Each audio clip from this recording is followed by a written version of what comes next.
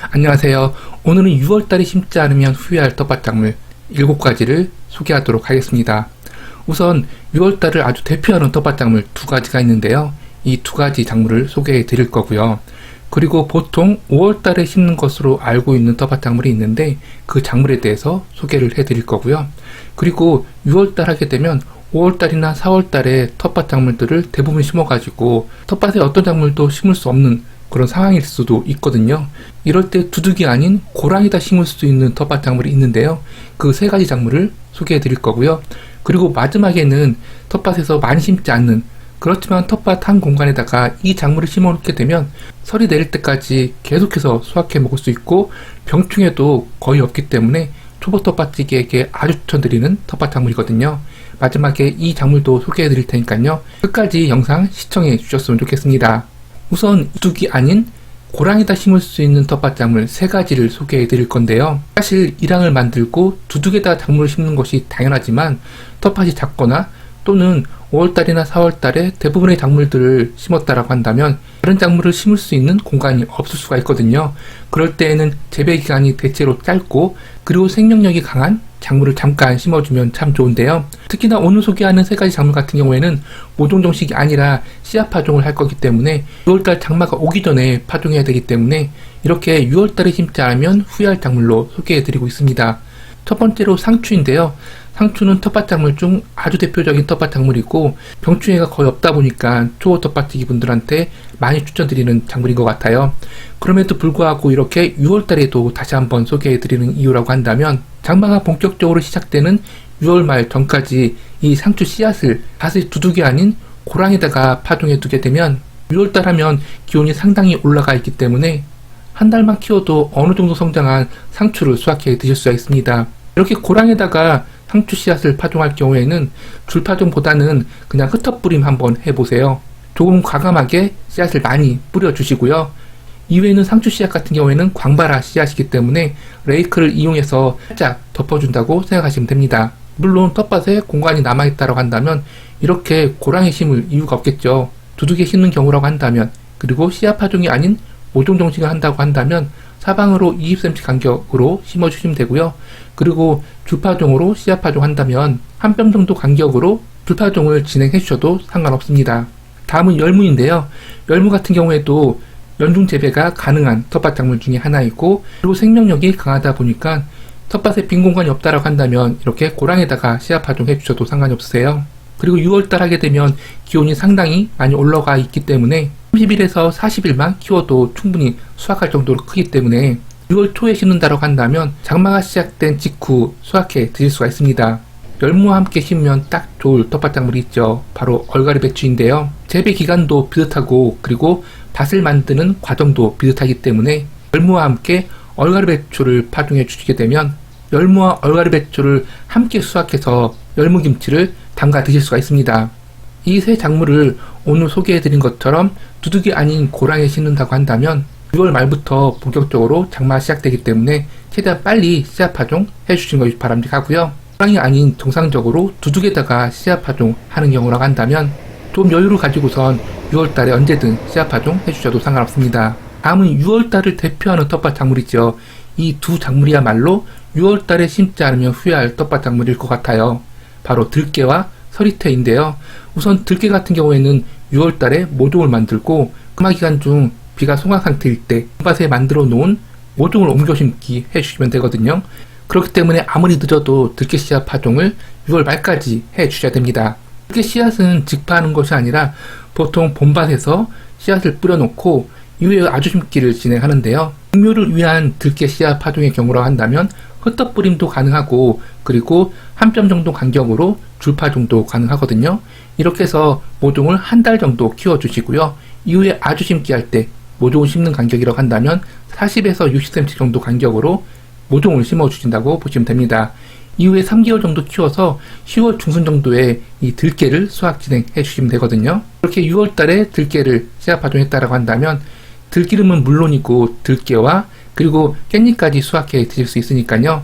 텃밭 규모가 어느 정도 된다고 한다면 지금 제가 설명드렸던 방법으로 이 들깨를 재배하시면 되고요. 그리고 10평 미만의 아주 작은 텃밭이라고 한다면 7월달까지 기다릴 것 없이 6월달에 잎들깨 전용 모종을 구입해서 심어주시게 되면 설이 내리기 전까지 이 들깨를 지속적으로 수확해 드실 수가 있습니다. 6월달을 대표하는 텃밭작물로 또 다른 작물이 있죠. 바로 서리태인데요. 서리태 또한 전국적으로 본다고 한다면 장마가 시작되기 전에 씨앗 파종해 주시면 참 좋은데요. 그런데 전국적으로 장마가 언제쯤 시작될까요? 평균적으로 제주도에서 가장 빨리 장마가 시작되는데요. 6월 19일 정도에 장마가 시작되고요. 그리고 남부 지역 같은 경우에는 10년 평균 6월 23일 날 장마가 시작됐고요. 그리고 중부 지역 같은 경우에는 6월 25일 정도에 장마가 시작된다고 보시면 됩니다. 그렇기 때문에 들깨와 서리태 씨앗을 파종한다고 한다면 지역별로 본격적으로 장맛비가 내리기 전에 씨앗을 파종하거나 또는 장마가 막 시작됐을 때 씨앗 파종을 진행해 주시면 됩니다. 다음 작물은 5월달을 대표하는 텃밭작물 고구마인데요.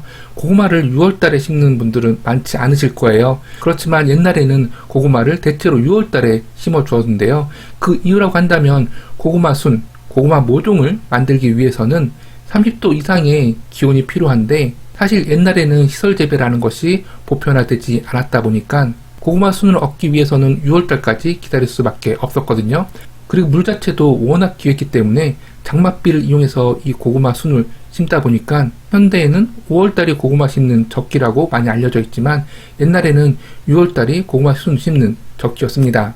그리고 저 또한도 5월달에도 고구마 순을 심지만 6월달 장맛비를 이용해서 고구마를 심는 경우가 참 많이 있어요. 올해 같은 경우에도 감자 수확한 자리에다가 이 고구마를 심어줄 계획이거든요. 감자 같은 경우에는 장마 직전까지 꼭 수확 진행해 주셔야지만이 저장성이 확보되고 그리고 장맛비에 이 감자가 썩지 않거든요. 그리고 고구마 같은 경우에도 장마 직전에 고구마 순을 심게 되면 물을 주지 않고 심어도 고구마 순이 장마 기간 동안에 몰라보게 성장하거든요.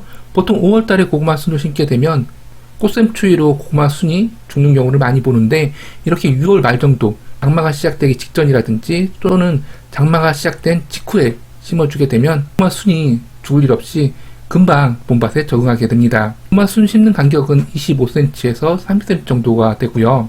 보통 고구마 순 길이가 이 정도가 되기 때문에 수평 심기를 진행하면서 고구마 순 길이 간격으로 심어주신다고 보시면 되고요. 그리고 영상 속에서는 비닐 멀칭을 하고선 이렇게 고구마 순을 심어 주었는데 장맛비를 이용해서 고구마 순을 심는 경우라고 한다면 비닐 멀칭을 하지 않고 그대로 심어 주신 것이 더 바람직하고요. 위에는 장맛비만을 이용해서 키워주시면 되기 때문에 그대로 방임으로 키워주시면 되고 처리를 한두 차례 마친 이후에 수확 진행해 주시면 됩니다. 이때 주의할 점이 딱 하나 있는데요. 고구마 품종 중에서 호박고구마 같은 경우에 재배기간이 상당히 긴 것이 특징이에요. 그렇기 때문에 웬만하면 이렇게 6월달에 고구마 순을 심는다라고 한다면 꿀고구마나 재배기간이 가장 짧은 밤고구마를 추천드립니다.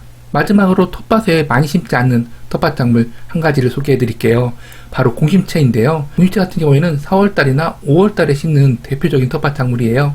그럼에도 불구하고 6월달에 심는 작물로 소개해 드리는 이유라고 한다면 공심채 같은 경우에는 위에서 설명드렸던 상추나 열무, 얼갈이 배추와 달리 한 번만 수확할 수 있는 것이 아니라 지금 제가 알려드릴 수확 방법을 적용하게 되면 설이 내릴 때까지 지속적으로 이 공심채를 수확해 드실 수가 있거든요. 우선 공심채가 워낙 많이 알려지지 않은 그런 텃밭 작물이다 보니까 심는 방법을 간단히 소개해 드리면요. 심는 간격은 줄파종도 가능하고 전파종도 가능하거든요. 파종 간격은 20cm 정도 간격으로 심어 주시면 되고요. 이때 주말 농부의 경우에는 씨앗을 파종하고 싹이 나올 때까지 물주기를 지속적으로 해줘야 되는데 이 과정이 참 어려우실 거예요.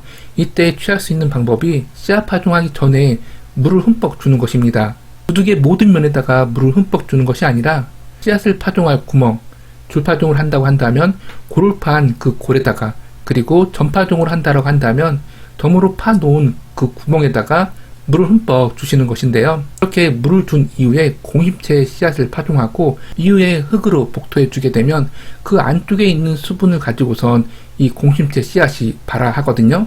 이와 같은 방법으로 공심채 씨앗을 파종했다고 한다면 대부분 일주일 안에 공심채 싹을 볼 수가 있으니까 주말 농부의 경우라고 한다면 이 방법을 선택해서 이 공심채 씨앗을 파종해 주시면 됩니다. 공심채는 워낙 성장 속도가 빨라서 이렇게 싹만 나왔다고 한다면 그리고 6월달에 심어줬다고 한다면 기온이 상당히 올라가 있기 때문에 고온 작물인 공심채가 폭풍 성장 진행할 거예요. 그러면 한 뼘 정도 자랐을 때부터 수확 진행해 주시면 되는데요.